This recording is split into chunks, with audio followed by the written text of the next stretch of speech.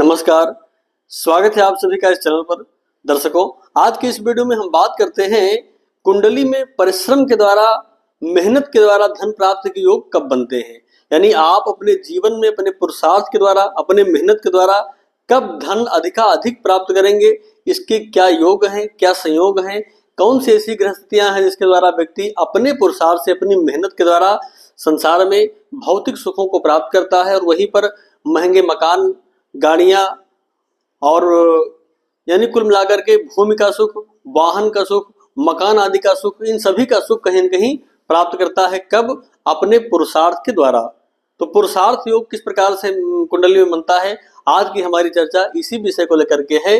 सबसे पहले देख लीजिए, कुंडली में मूल रूप से देखें तो 4 भाव का कुंडली में मजबूत होना बेहद आवश्यक है पुरुषार्थ के द्वारा धन प्राप्ति के लिए। कौन कौन से 4 भाव हैं? तृतीय भाव, छठवां भाव, दशम और एकादश भाव। इन भावों का मजबूत होना कहीं न कहीं कुंडली में अगर मजबूत है तो व्यक्ति अपने पुरुषार्थ के द्वारा, अपनी मेहनत से धनार्जन करता है और अधिक से अधिक लाभ प्राप्त करता है।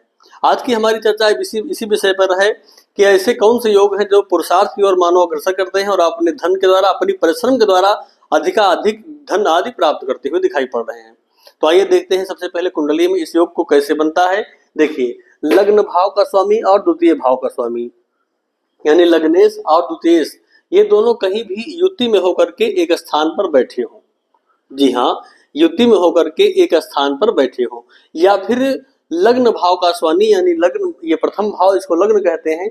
लग्न भाव का स्वामी कहीं भी ऐसे स्थान पर बैठ जाए जहां पर द्वितीय भाव को देखे, द्वितीय भाव पर दृष्टि डाले, तब भी ऐसे योग बन जाते हैं कि व्यक्ति अपने पुरुषार्थ के द्वारा, अपनी मेहनत के द्वारा अधिक धन प्राप्त करता है। कब प्राप्त करता है? जब कुंडली में लग्न भाव और द्वितीय भाव का स्वामी एक साथ में कहीं बैठ जाए, या फिर लग्नेश की दृष्टि द्वितीय भाव पर पड़ रही हो तब।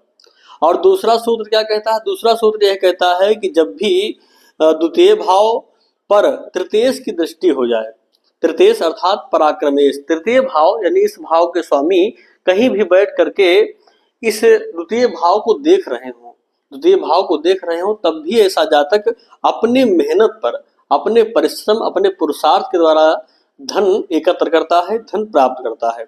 वहीं पर अगर मान लीजिए तृतीयेश की भी दृष्टि ना हो, लग्नेश की भी दृष्टि ना हो द्वितीय भाव पर, तब पराक्रम द्वारा कैसे व्यक्ति धन प्राप्त करेगा? अपने पुरुषार्थ, अपनी मेहनत से धन कब प्राप्त करेगा? तो फिर तृतीय भाव के कारक है मंगल। अगर मंगल की दृष्टि भी द्वितीय भाव पर पड़ जाती है, धन भाव पर पड़ जाती है, तब भी ऐसा जातक, ऐसा व्यक्ति अपने पुरुषार्थ से, अपनी मेहनत से धन एकत्र करने वाला हो जाता है। तो यही 2 सूत्र हैं। प्रथम सूत्र क्या है? लग्नेश और द्वितीयेश एक साथ में बैठे हो, या फिर लग्नेश की दृष्टि द्वितीय भाव पर हो, या फिर तृतीय भाव